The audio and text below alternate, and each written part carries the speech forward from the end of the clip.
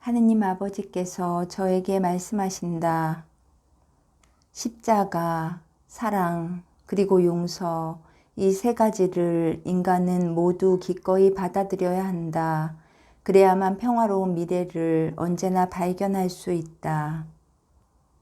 루카 12장 32절 너희 작은 양떼야 두려워하지 마라. 너희 아버지께서는 그 나라를 너희에게 기꺼이 주기로 하셨다. 내가 느끼는 사랑과 기쁨은 내가 너에게 주는 선물이다. 그리고 진심으로 원하기만 한다면 모든 사람에게 줄 선물이다. 예레미야 23장 24절 사람이 은밀한 곳에 숨는다고 내가 그를 보지 못할 줄 아느냐. 주님의 말씀이다. 내가 하늘과 땅을 가득 채우고 있지 않느냐. 주님의 말씀이다. 예레미야 23장 29절 나의 말이 불과 같고 바위를 부수는 망치와 같지 않느냐. 주님의 말씀이다. 교만은 인간의 파괴자이다. 왜냐하면 교만 속에서 죄가 자라기 때문이다.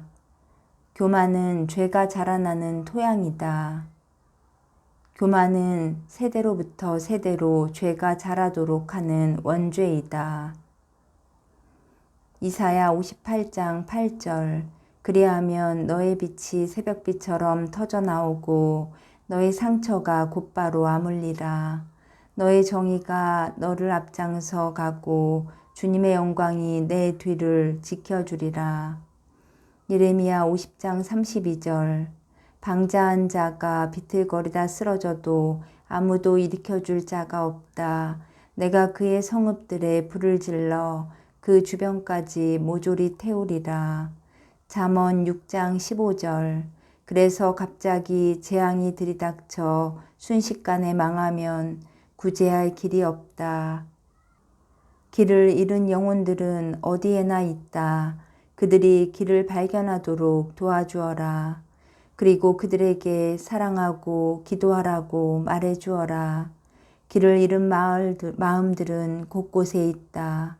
그들에게 사랑을 보여주어서 그들로 하여금 사랑을 발견하도록 하여라.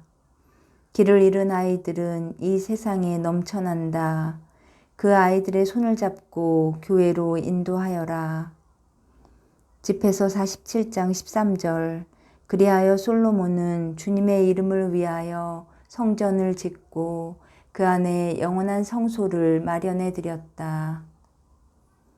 진리를 발견하려면 예수를 보아라. 왜냐하면 예수가 진리이기 때문이다. 에스겔 4장 17절 저의 주님, 저의 임금님, 당신께서는 유일한 분이시니이다. 외로운 저를 도와주소서. 성서를 읽는 것은 나의 말씀을 읽는 것이다. 성서를 이해하려면 성령에게 물어보아라. 왜냐하면 성령의 도움 없이는 성서를 이해하는 것이 불가능하기 때문이다. 성서에서 하느님의 진리를 찾으려면 나의 아들이 세상에서 살았던 삶을 보아라. 모든 사람이 볼 수 있도록 진리가 거기에 있으니까. 토비트 14장 2절 그가 시력을 잃은 것은 62살 때였는데 그것을 되찾은 뒤에도 자선을 베풀었다. 또 줄곧 하느님을 찬미하고 그분의 위대함을 찬양하여 부유하게 살았다. 나의 아들 예수는 사랑의 장미꽃이다. 그러므로 내가 예수를 사랑하면 그 사랑의 꽃다발을 나누어 갖게 될 것이다. 나의 아들 예수는 모든 사람에게 양팔을 벌리고 있다. 비록 그들이 유다인이든 그리스인이든 모슬렘교도이든 힌두교도이든 불가지론자이든 무신론자이든 프로테스탄트이든 가톨릭 신자이든 그리고 어느 종교를 가진 사람이든 간에 말이다. 나의 아들 예수는 양팔을 벌려 모든 사람을 사랑으로 받아들이고 자비로 모든 사람을 용서해 준다. 나의 아들 예수는 모든 사람에게 천국으로 가는 길을 가르쳐 주기 위해 양팔을 활짝 벌리고 있다. 길은 오직 하나뿐이다. 바로 나의 아들 예수를 통해서 가는 길이다. 그러나 너무나 많은 사람들이 이것을 이해하지 못하고 있다.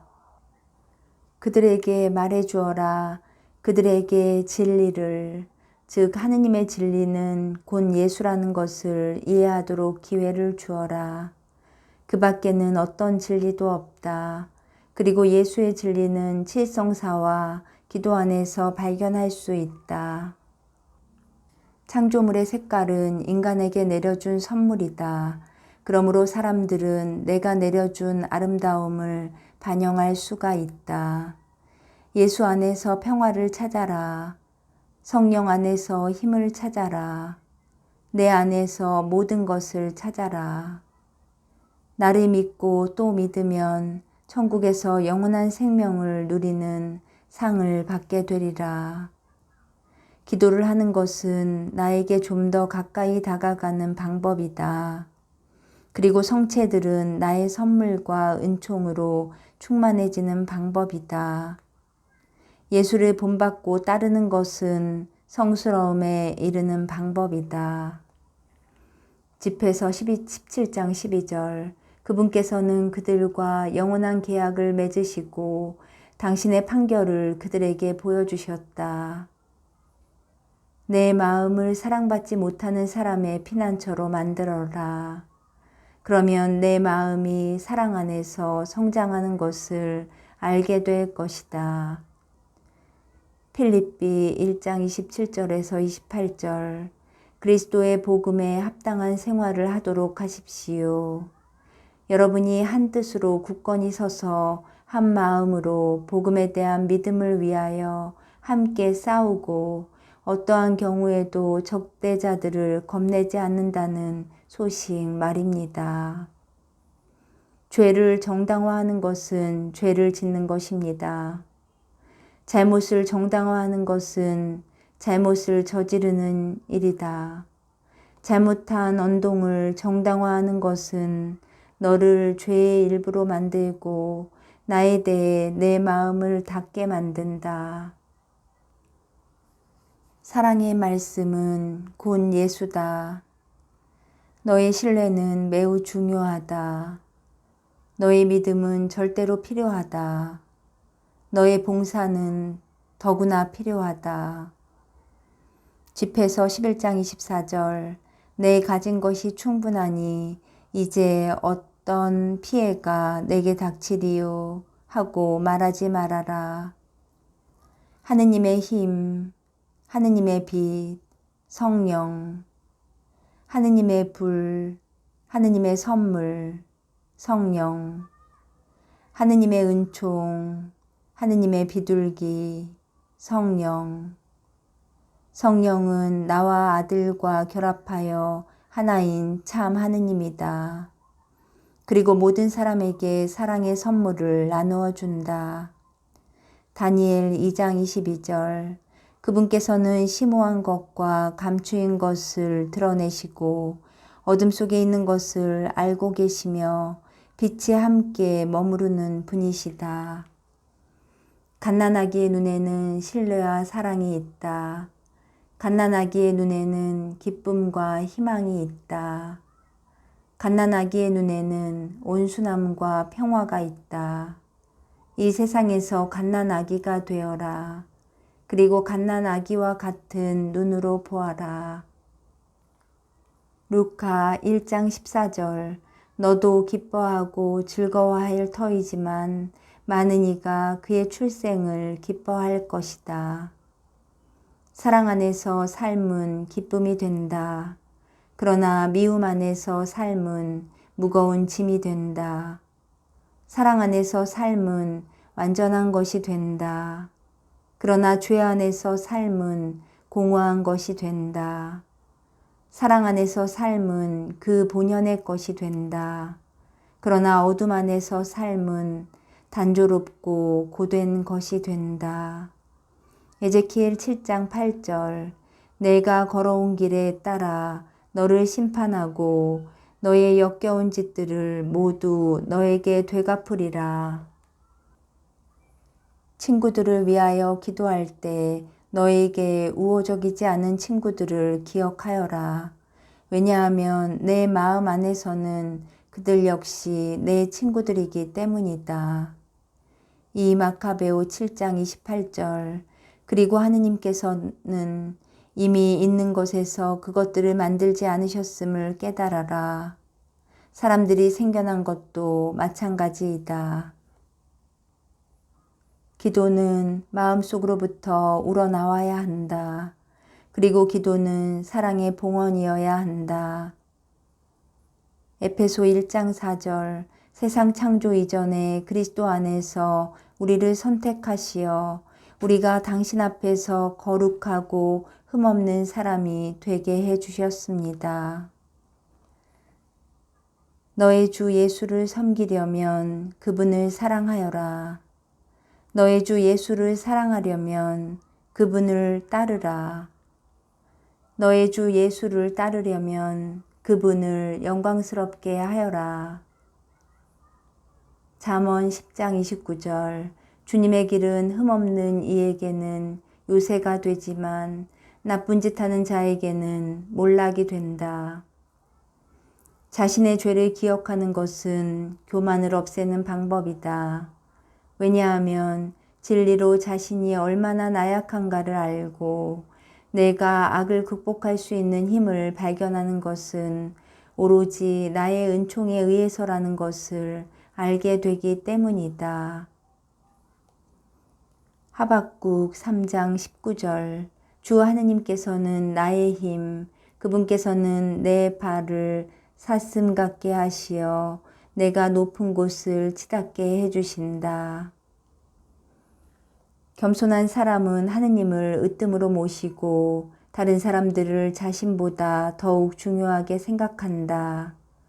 이사야 19장 20절 이것이 에집트 땅에서 만군의 주님을 위한 징표와 증인이 되어 그들이 압제자들 때문에 주님께 부르짖으면 그들에게 구원자를 보내시어 그들을 보호하고 구원해 주시리라. 결코 요구하지 말아라. 항상 고마워하여라. 인간은 여러 가지 사람이 될 수 있다. 그러나 사랑의 인간이 아니라면 공허할 뿐이다. 시편 26장 1절 주님 제 권리를 되찾아 주소서. 저는 결백하게 살아왔고 주님께 의지하여 흔들리지 않았나이다. 모든 사람을 너에게 중요한 존재로 만들면 너는 나를 닮게 된다. 마르코 12장 31절 둘째는 이것이다. 내 이웃을 너 자신처럼 사랑해야 한다. 이보다 더 큰 계명은 없다. 어느 날 한 사람이 산에 올라갔다. 높이 올라갈수록 힘을 잃기 시작했다. 한 걸음 한 걸음이 힘든 싸움이 되었으며 숨을 쉴 때마다 고통스러워졌다. 그는 눈으로 정상을 계속 올려다보면서 목적지에 도달할 때까지 온갖 고통을 견디어냈다. 정상에 가까워질수록 그는 더욱더 힘든 싸움을 벌여야 했으며 더욱더 고통스러웠다. 때때로 더 이상 올라갈 수 없다고 생각했으나 그의 마음속에는 정상을 정복해야겠다는 불타는 듯한 욕구가 있었기 때문에 그것이 그를 계속 올라가도록 몰아붙였다. 여러 차례 바위에서 미끄러지고 하마터면 산 아래로 굴러떨어질 뻔했다. 그러나 매번 몸을 일으켜 세워 혹독한 등산을 계속했다. 마침내 정상을 몇 발자국 남겨두고 그는 잠시 휴식을 취했다. 그러자 누군가의 목소리가 말했다. 자, 내 손을 잡으세요. 내가 도와줄 테니까요. 그 사람은 깜짝 놀라 고개를 쳐들어 위쪽을 보았다. 그의 앞에는 그보다 먼저 정상에 올라간 다른 등산객이 있었다. 고맙습니다. 그런데 당신은 어떻게 그곳에 올라갔습니까? 나는 올라오면서 당신을 한 번도 본 적이 없는데요. 하고 그가 대답했다. 아, 나는 당신보다 한참 먼저 올라왔어요. 그리고 나도 역시 당신처럼 여기까지 올라오는데 대단히 고생을 했어요. 하고 등산객이 말했다. 그래요. 굉장히 힘든 등산이었습니다. 하고 그 사람도 동의했다. 하지만 일단 정상에 오르니까 그럴 만한 값어치가 있더군요. 그러니까 여기까지 올라오면서 경험한 고통과 시련은 모두 잊어버리세요.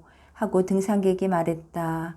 그 사람은 정상으로 걸어 올라가 등산객 옆에 서서 눈앞에 펼쳐진 아름다운 경치를 바라보았다. 그렇군요. 이것을 보니까 힘들게 등산한 보람이 있는 것 같습니다. 하고 그 사람은 말했다. 그때 두 사람은 아래서 나는 소리를 듣고 밑을 내려다 보니까 또 다른 등산객이 산에 올라오는 모습이 보였다. 그 사람 역시 산을 오르는데 무척이나 애를 먹고 있었다. 두 사람은 함께 손을 뻗으면서 말했다. 자, 우리가 올라오는 것을 도와주겠소? 이 정상으로 올라와서 우리와 합류합시다. 이 사람들은 천국에 있는 성인들과 같다. 그들은 이 세상에서 죄의 산을 극복하고 천국에 도달하여 아직도 자신들이 극복한 같은 산을 올라오고 있는 사람들에게 도움의 손을 뻗고 있다. 인간은 성인들이 베푸는 도움을 받아들이지 않을 정도로 교만해서는 안 된다. 그리고 아름다운 하늘나라에 도달하는데 성인들의 도움을 받는 것을 부끄럽게 생각해서는 안 된다. 지혜서 19장 22절 주님, 당신께서는 모든 일에서 당신 백성을 들어 높이시고 영광스럽게 해주셨으며 언제 어디서나 그들을 도와주시는 일을 소홀히 하지 않으셨습니다.